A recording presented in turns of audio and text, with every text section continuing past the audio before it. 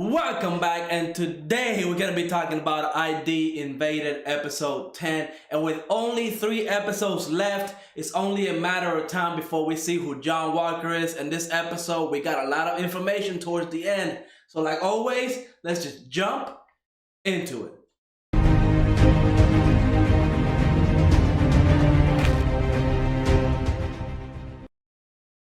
So episode 10 pretty much opens up with Sakai and Asukai. They're talking, pretty much about Asukai's like power that she has, where she can pass on her like memories to other people, and her dreams, how she gets murdered, all that. They pretty much broke all that down last episode. We know that's how John Walker is bringing murderers into her dreams, having them kill her over and over and over, and pretty much that's how they get turned into a murderer. That's the method that John Walker is using to pretty much turn all these people into murderers. Now, you see in this episode, right? Like when Sakai is talking to Asukai, her face is just, you can tell she is stressed out. She is in pain. She's been living with this for years and years, and I don't even know how she's been able to do this for so long. I mean, damn, being murdered every day for months and years, and like pretty much her whole life, it has to have a toll on your brain, and it must drive somebody crazy. And she somehow is holding on to something, right? And she disappeared, right? In a couple episodes ago, we see that Momoki, the director, pretty much explained kind of what happened. They don't know exactly what happened, but he said 13 nurses pretty much went into a coma, and she disappeared.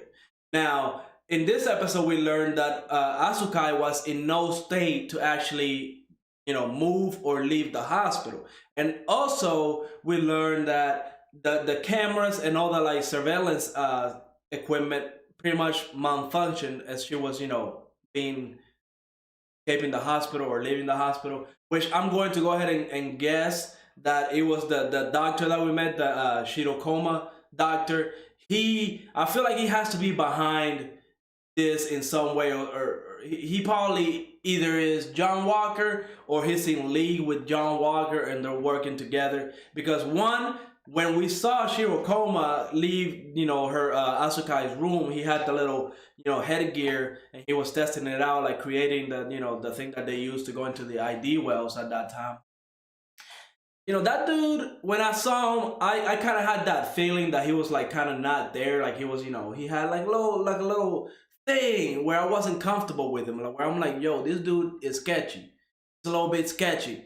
So he might not be John Walker. I'm gonna go ahead and still think that the main police director is John Walker, and because they all theorized that it was an inside man that's John Walker. I think that theory is correct. I think it's somebody from the police force.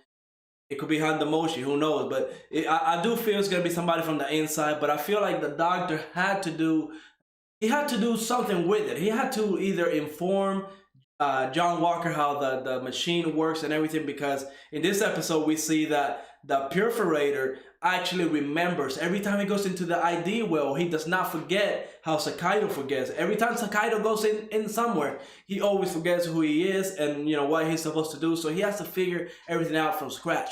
But the perforator tricked everybody into thinking that no, he forgets also. But really, in reality, he doesn't forget. He knows exactly what's going on. And we find out that, the little marks that they had on the wrist was because they were all tied up to Kaeru inside the ID well. And the whole point of that was for them not to leave. That was the whole point.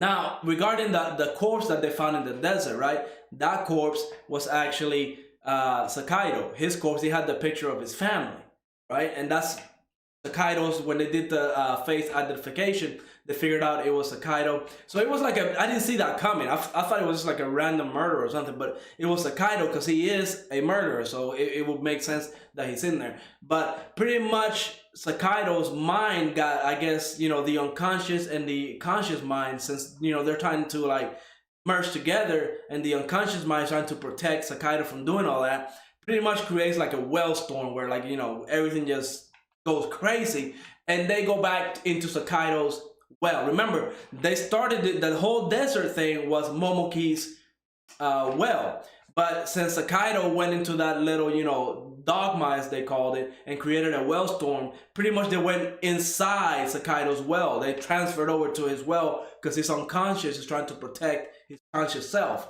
And pretty much Momoki warned that this was going to happen. This was a trap. So again, that pretty much tells me that whoever is behind all these murderers, turning all these people into murderers like John Walker, he has to have some knowledge about how this machine works and all that, because Momoki, we know he was in the early development. He knows who created it. He was involved in that. So he will know like something like this could happen.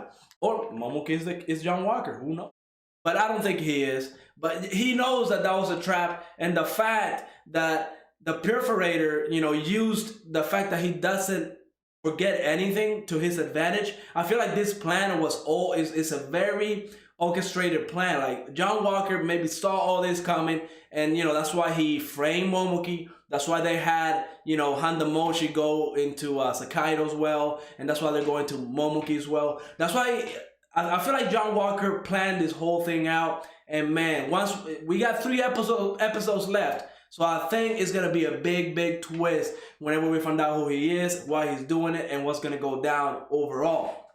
Now, this episode definitely tugs at the heartstrings because, man, my boy Sakaido, he got way too comfortable. Yes, he did.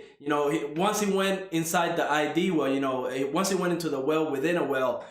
For some reason, it affected him more than it affected Handamoshi.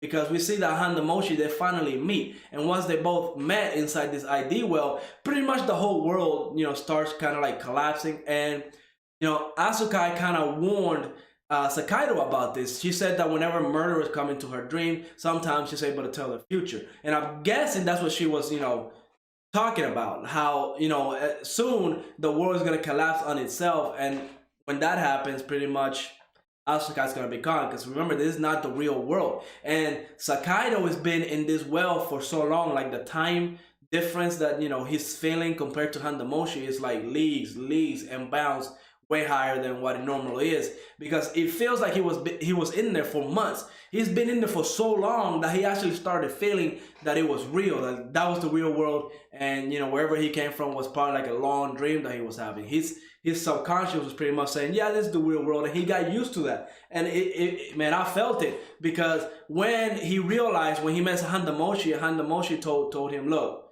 it's only been 20 minutes for me. How long have you been in here? And then he looked at his phone and he realized what date it was. The date that, his daughter was going to be killed and, it was going to lead to his wife committing suicide. And he started having all those flashbacks, all those memories. Man, that was brutal because not only, right, did he live through that from the beginning, right? That already happened in the real world. He already, lived through that pain. Then he went into this ID well, knowing that it was an ID well, but he saved his family. He was able to have that closure with his family. But then he, got too comfortable and, thought this was the real world. And now realizing like his brain was just, probably fried because realizing that that's not the real world and that it was going to happen again. He tried to warn his family. He called them out saying, look, get out right now. Just get out. And it hit hard because that dude already lived through enough like pain and now he's kind of like reliving it again. But since we know he's a great character, Sakaido is the man. He was able to, pretty much get back into the action, and he immediately was like, what, okay, so this is an idea, well, we gotta pretty much, the world is collapsing, we gotta figure out who this John Walker is, and coincidence, the 10 minutes are up, okay? Now, I don't know if actually it was 10 minutes, right? Or if the perforator knew that he needed to be in there for way longer, maybe hours or whatever, and that's what he did. But if it wasn't the 10 minutes, the time distortion between the 10 minutes and the months was crazy. And I gotta think this is part of the plan. This is part of John Walker's plan. He knew this was gonna happen. Now I don't know why it affected Handamoshi different than Sakaido. I don't know why, since they both went inside the same ID well, why did Handamoshi only spend 20 minutes in there, but Sakaido months? I feel like it's something to do with the settings. Maybe since he went inside Momoki's, that's why. I mean, I hope they explain that because it really, to me, does not make sense.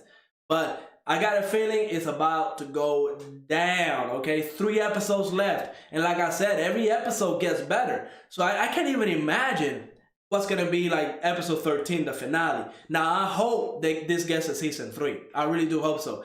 I mean, not season 3, season 2, because this is an anime original, so everybody right now is on the same page. Nobody can spoil anything for anybody. So the plot twist, nobody's gonna see it coming. I think the story of this anime is great, and I cannot wait. Hopefully they make a season 2, because if they end it in 13 episodes, that's gonna be kind of sad, because this anime is one of the greats. So thank you for watching. Go ahead and leave a like, subscribe, and I will see you on the next episode.